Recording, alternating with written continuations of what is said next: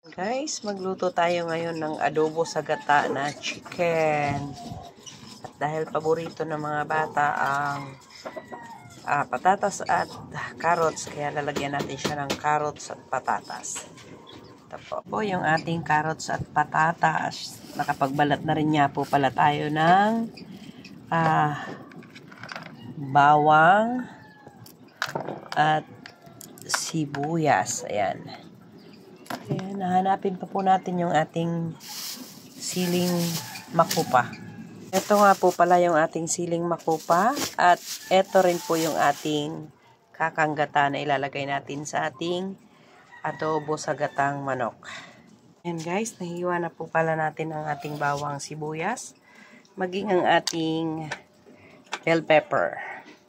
Ayan naman ay magigisa na tayo guys. Ayan guys, nakasalang na yung ating kaserola.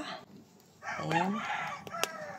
Ito tayo magsasalang sa ating mahiwagang kalan. Meron na po yung konting mantika. Tayin lang natin na uminit. Saka natin ilalagay yung bawang sibuyas. Ayan guys, lagay na natin yung ating bawang.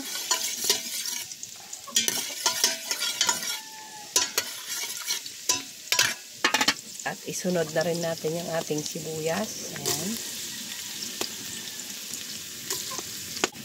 Ayan, halo-haloin lang natin ang bahagya guys.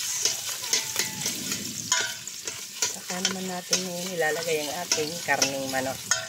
Ayan guys. Ay, lang. Medyo isakot lang natin na yung ating bawang sibuyas para mabango.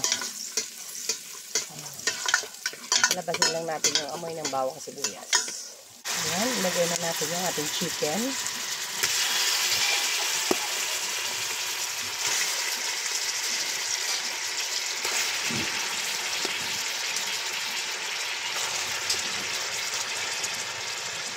At takpan lang natin muna ng bahagya guys para magkataas yung sarili niyang katawan. Ayan guys, atin nang hahaluin ang ating chicken. Ayan.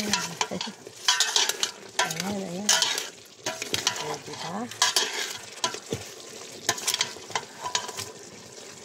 Ayan, lumabas na yung sarili niyang katas. Maya ulit guys.